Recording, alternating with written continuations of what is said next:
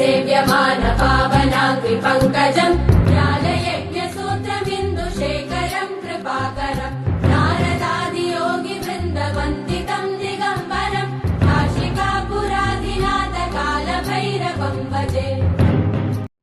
भानुकोटिभास्वरम् भवाब्धितारकम् परम् नीलकण्ठमीप्सितार्थदायकम् त्रिलोचनम् कालकालमम्बुजाक्षमक्षशूलमक्षरम् काशिकापुराधिनाथ कालभैरवम् भजे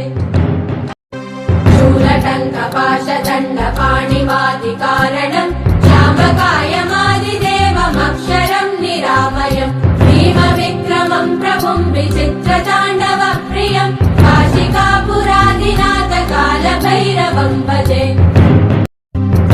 मुक्तिदायकम् प्रशस्तचारु विग्रहम् भक्तवत्सलम् स्थितम् समस्तलोकविग्रहम् निरिक्वलन्मनोग्नहेम किङ्किनीलसत्कटिम् काशिकापुराधिनाथ कालभैरवम् भजे धर्मसेतुपालकम् त्वधर्ममार्गनाशकम् कर्मपाशमोचकम् सुशर्मदायकम् विभुम् स्वर्णवर्णशेषपाशशोभिताङ्गमण्डलम् काशिकापुराधिनाथ कालभैरवम् भजे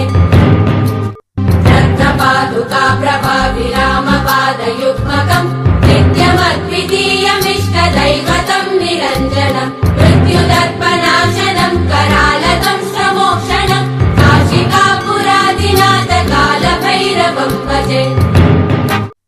अट्टहास भिन्न पद्मजाण्डकोश सन्तति दृष्टिपातनष्टपापजालमुग्रशासनम् अष्टसिद्धिदायकम् कपालमालिकन्दरम् काशिकापुराधिनाथ कालभैरवम् भजे भूतसङ्गनायकम् विशालकीर्तिदायकम् काशीवासलोकपुण्यपापशोधकम् विभुम् नीतिमार्गकोविदम् पुरातनम् जगत्पतिम् काशिकापुराधिनाथ कालभैरवम् भजे कालभैरवाष्टकम् पठन्ति ये मनोहरम् ज्ञानमुक्तिसाधनम् विचित्रपुण्यवर्धनम् शोकमोहदैन्यलोभकोपतापनाशनम् ते प्रयान्ति कालभैरवाङ्घ्रिसन्निधिम् ध्रुवम् देवराजसेव्यमान पावनाग्रि पङ्कजम् ज्ञानयज्ञसूत्रमिन्दुशेखरम् कृपाकरम् नारदादियोगि वृन्दवन्दितम् दिगम्बरम् काशिकापुराधिनाथ कालभैरवम् भजे भानुकोटिभास्वरम् भवाब्धितारकम् परम् नीलकण्ठमीप्सितार्थदायकम् त्रिलोचनम् कालकालमम्बुजाक्षमक्षशूलमक्षरम् काशिकापुराधिनाथ कालभैरवम् भजे शूलटङ्कपाशदण्डपाणिमादिकारणम् श्यामकायमादिदेवमक्षरम् निरामयम् भीमविक्रमम् प्रभुम् विचित्रताण्डवप्रियम् काशिकापुराधिनाथ कालभैरवम् भजे मुक्तिदायकम् प्रशस्तचारु विग्रहम् भक्तवत्सलम् स्थितम् समस्तलोकविग्रहम् निरिक्वलन्मनोग्नहेम किङ्किनीलसत्कटिम् काशिकापुराधिनाथ कालभैरवम् भजे सेतुपालकम् त्वधर्ममार्गनाशकम् कर्मपाशमोचकम् सुशर्मदायकम् विभुम् स्वर्णवर्णशेषपाशशोभिताङ्गमण्डलम् काशिकापुराधिनाथ कालभैरवम् भजे रत्नपादुका प्रभाविरामपादयुग्मकम् नित्यमद्वितीयमिष्टदैवतम् निरञ्जनम् मृत्युदर्पनाशनम् करालकम् श्रमोक्षणम् काशिकापुराधिनाथ कालभैरवम् भजे अट्टहास भिन्न पद्मजाण्डकोश सन्तति दृष्टिपातनष्टपापजालमुग्रशासनम् अष्टसिद्धिदायकम् कपालमालिकन्दरम् काशिकापुराधिनाथ कालभैरवम् भजे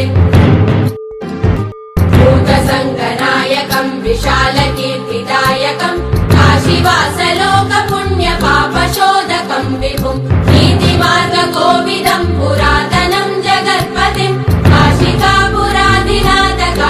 कालभैरवं भजे कालभैरवाष्टकं पठन्ति ये मनोहरं ज्ञानमुक्तिसाधनं विचित्रपुण्यवर्धनं शोकमोहदैन्यलोभकोपतापनाशनं ते प्रयान्ति कालभैरवाङ्घ्रिसन्निधिं ध्रुवम् देवराजसेव्यमान पावनाङ्घ्रिपङ्कजं ज्ञानयज्ञसूत्रमिन्दुशेखरं कृपाकरं नारदादियोगिवृन्दवन्दितं दिगम्बरं काशिकापुराधिनाथ कालभैरवं भजे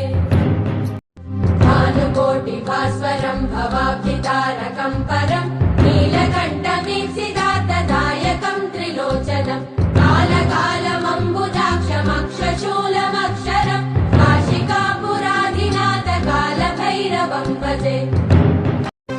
शूलटङ्कपाशदण्डपाणिवादिकारणं श्यामकायमादिदेवमक्षरं निरामयं भीमविक्रमं प्रभुं विचित्रताण्डवप्रियं काशिकापुराधिनाथ कालभैरवं भजे मुक्तिदायकं प्रशस्तचारुविग्रहं भक्तवत्सलं स्थितं समस्तलोकविग्रहं निरिक्वनन्मनोज्ञहेम किङ्किणीलसत्कटिं काशिकापुराधिनाथ कालभैरवं भजे धर्मसेतुपालकं त्वधर्ममार्गनाशकं कर्मपाशमोचकं सुशर्मदायकं विभुं स्वर्णवर्णशेषपाशशोभिताङ्गमण्डलं काशिकापुराधिनाथ कालभैरवं भजे रत्नपादुका प्रभाविरामपादयुग्मकं नित्यमद्वितीयमिष्टदैवतं निरञ्जनं मृत्युदर्पनाशनं करालदंष्ट्रमोक्षणं काशिकापुराधिनाथ कालभैरवं भजे अट्टहासभिन्नपद्मचाण्डकोशसन्तति दृष्टिपातनष्टपापजालमुग्रशासनम् अष्टसिद्धिदायकं कपालमालिकन्दरं काशिकापुराधिनाथ कालभैरवं भजे भूतसङ्गनायकं विशालकीर्तिदायकं काशीवासलोकपुण्यपापशोधकं विभुं नीतिमार्गकोविदं पुरातनं जगत्पतिं काशिकापुराधिनाथ कालभैरवं भजे कालभैरवाष्टकं पठन्ति ये मनोहरं ज्ञानमुक्तिसाधनं विचित्रपुण्यवर्धनं शोकमोहदैन्यलोभकोपतापनाशनं ते प्रयान्ति कालभैरवाङ्घ्रिसन्निधिं ध्रुवम् देवराजसेव्यमान पावनाङ्घ्रिपङ्कजं ज्ञानयज्ञसूत्रमिन्दुशेखरं कृपाकरं नारदादियोगिवृन्दवन्दितं दिगम्बरं काशिकापुराधिनाथ कालभैरवं भजे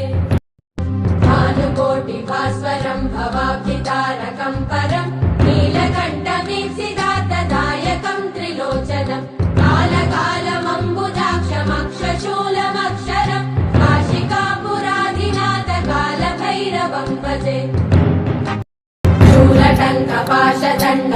शूलटङ्कपाशदण्डपाणिवादिकारणं श्यामकायमादिदेवमक्षरं निरामयं भीमविक्रमं प्रभुं विचित्रताण्डवप्रियं काशिकापुराधिनाथ कालभैरवं भजे मुक्तिदायकं प्रशस्तचारुविग्रहं भक्तवत्सलं स्थितं समस्तलोकविग्रहं निरिक्वनन्मनोज्ञहेम किङ्किणीलसत्कटिं काशिकापुराधिनाथ कालभैरवं भजे सेतुपालकं त्वधर्ममार्गनाशकं कर्मपाशमोचकं सुशर्मदायकं विभुं स्वर्णवर्णशेषपाशशोभिताङ्गमण्डलं काशिकापुराधिनाथ कालभैरवं भजे रत्नपादुका प्रभाविरामपादयुग्मकं नित्यमद्वितीयमिष्टदैवतं निरञ्जनं मृत्युदर्पनाशनं करालदंष्ट्रमोक्षणं काशिकापुराधिनाथ कालभैरवं भजे अट्टहासभिन्नपद्मचाण्डकोशसन्तति दृष्टिपातनष्टपापजालमुग्रशासनम्